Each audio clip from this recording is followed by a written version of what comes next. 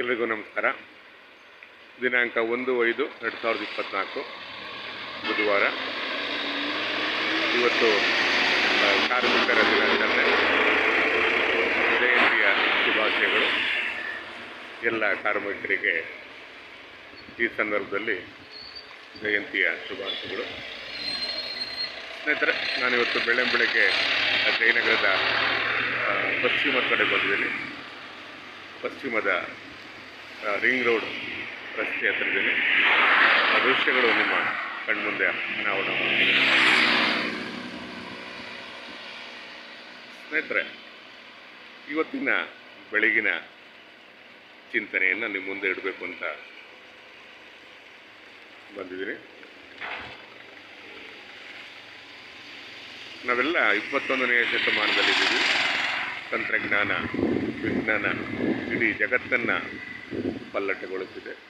ಇಡೀ ಜಗತ್ತು ಒಂದು ಪುಟ್ಟ ಹಳ್ಳಿಯಾಗಿದೆ. ದೂರ ಸಮೀಪವಾಗುತ್ತಿರುವಾಗ, ಸಮೀಪ ದೂರವಾಗುತ್ತಿರುವ ಸಂದರ್ಭದಲ್ಲಿ ಎಲ್ಲ ಸಂಬಂಧಗಳು ಗೌಣವಾಗುತ್ತಾ, ಎಲ್ಲ ಸಿದ್ಧಾಂತಗಳ ಅಸ್ತಿತ್ವ ಕಳೆದುಕೊಳ್ಳುತ್ತಿರುವ ಸಂದರ್ಭದಲ್ಲಿ ದುಡ್ಡೇ ಮುಖ್ಯವಾಗುತ್ತಾ, ದುಡ್ಡಿನ ಹಪಾಹಪಿ ಜಾಸ್ತಿ ಆಗ್ತಿದೆ.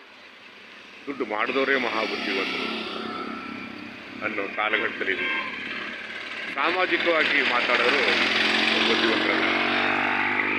ಇಂತಹ ಒಂದು ಸಂಕೀರ್ಣತೆಯ, ಸಂದಿಗ್ಧತೆಯ ಪರಿಸ್ಥಿತಿಯಲ್ಲಿ ನಾವಿವತ್ತು ಚಲನೆಗೊಳ್ಳುತ್ತಿದ್ದೇವೆ.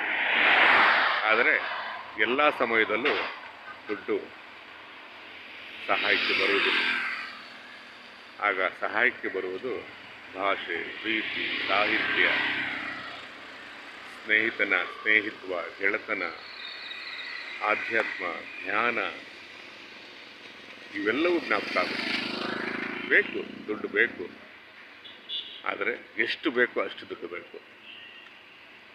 ಹಾಗಾಗಿ ನಾವು ನಮ್ಮ ಆರೋಗ್ಯದ ಬಗ್ಗೆ, ನಮ್ಮ ಸುತ್ತಮುತ್ತಲಿನ ಜನರ ಬಗ್ಗೆ ನಾವು ಕಾಳಜಿ ವಹಿಸುತ್ತಾ, ನಮ್ಮ ದೈನಂದಿನ ಬದುಕಿನಲ್ಲಿ ಇರುವ ಆ ಜನಗಳ ಜೊತೆ ಅನುಸಂಧಾನ ಮಾಡ್ತಾ ನಾವು ಕ್ರಿಯಾಶೀಲರಾಗುತ್ತಾ ಸಾಗಬೇಕು.